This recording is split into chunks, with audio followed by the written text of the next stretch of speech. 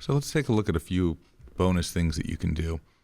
Here I have my background layer, and let's just put a real simple background on here. I'm going to use the paint bucket tool, and it's buried underneath the gradient here.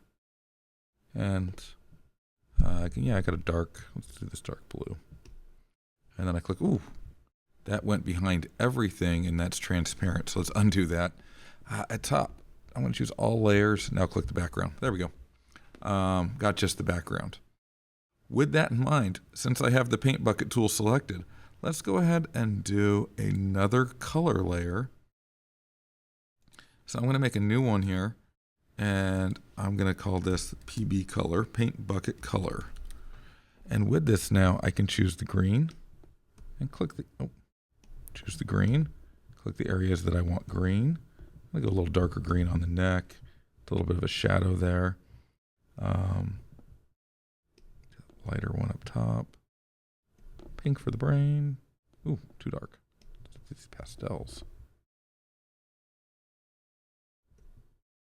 I like that green better, actually. Let's do this pink for the gums. A little yellow for the eyes. Let's yellow out a couple teeth.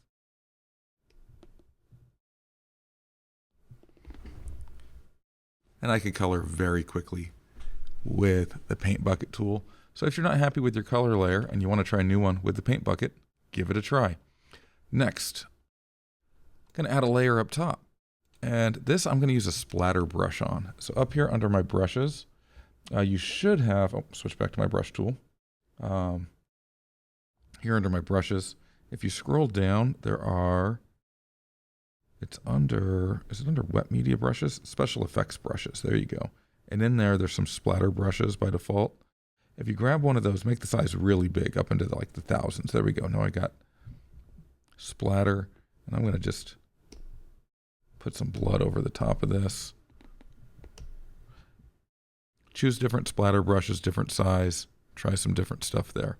So splatter was another one. I'm going to show one last kind of bonus thing here. There's a few different ways that you could do this.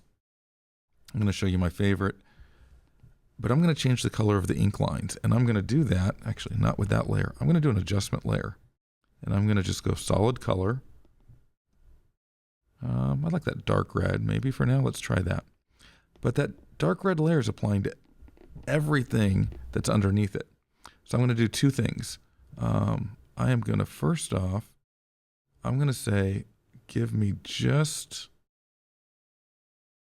the lighter color. It's lighter than black. And then I'm going to clip it. I'm going to right click on it and hit create clipping mask. And now it's only applying to that ink layer. So now I can go through here and say, which color do I want to use?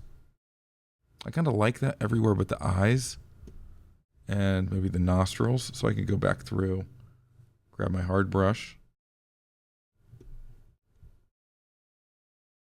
smaller size, get some black paint. You guys know how to do this one. We're going to do a layer mask. And I'm just going to take that new adjustment layer off the parts that I want to remain black.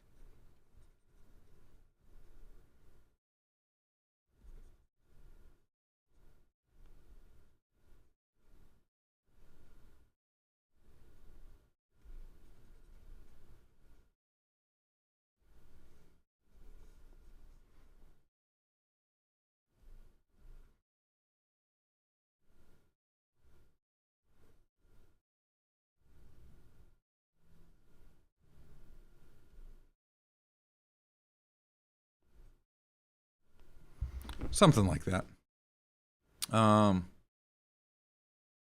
Play around with that. You don't have to keep your lines solid black on the ink. You can try a different color and see the impact it has. Now that I look at that, I want something even darker than that though. This is the reason I like the adjustment layer, is it's really easy to go through and just pick a new color. You just click and choose. I wonder what a dark green would look like. I kind of like that. There you go. Those are the bonuses. Change your ink color lines, add some splatter to the top, and try a paint bucket color. Have fun.